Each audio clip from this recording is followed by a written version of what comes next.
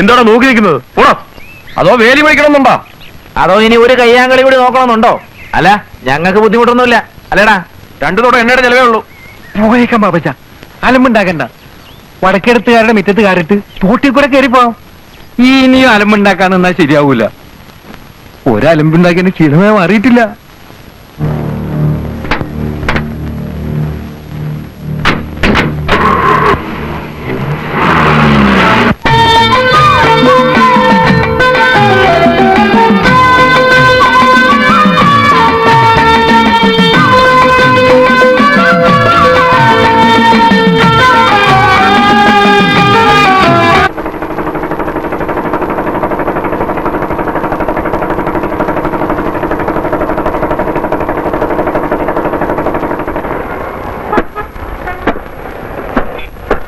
കുഞ്ഞച്ചൻ ചേട്ടൻ, കോട്ടയം കുഞ്ഞച്ചൻ ചേട്ടൻ വന്നേ!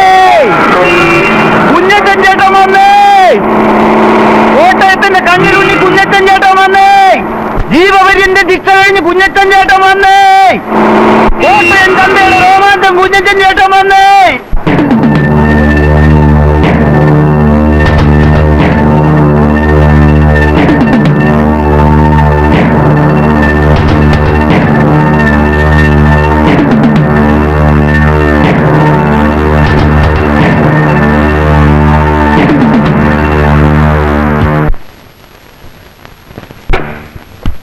മുതലാളി, ആ കോട്ടയം കുഞ്ഞാറ്റം വന്നിട്ടുണ്ട്. കോട്ടയം കുഞ്ഞാറ്റം? അതെ. അവന്റെ ശിക്ഷ കഴിഞ്ഞു. കഴിഞ്ഞ് കാണുമല്ലോ. പരോളൊന്നുമല്ലോ. ആണോ? പിള്ളേരൊക്കെ ഇതിനെ വിളിച്ചു പറഞ്ഞോണ്ട് പോകുന്ന കേട്ടു. ശിക്ഷ കഴിഞ്ഞെന്നാ കേട്ടത്. അതിപ്പോ ജീവപര്യന്തം എന്ന് പറഞ്ഞാൽ പഴയതുപോലെ ഉണ്ടോ മുതലാളി? അവധി ദിവസങ്ങളും ഓരോരോ സർക്കാർ വരുമ്പോൾ കാണിക്കുന്ന വിട്ടുവീഴ്ചകളും എല്ലാം ചേർത്ത് ആകെ 5-8 കൊല്ലം കൊണ്ട് കച്ചവടം അങ്ങ് തീരും. ഏതായാലും നമ്മളെ പിള്ളേരുടെ ഒന്ന് പറഞ്ഞു വെച്ചേക്ക്. അവൻ നേരെ ഇങ്ങോട്ടായിരിക്കും വരുന്നത്.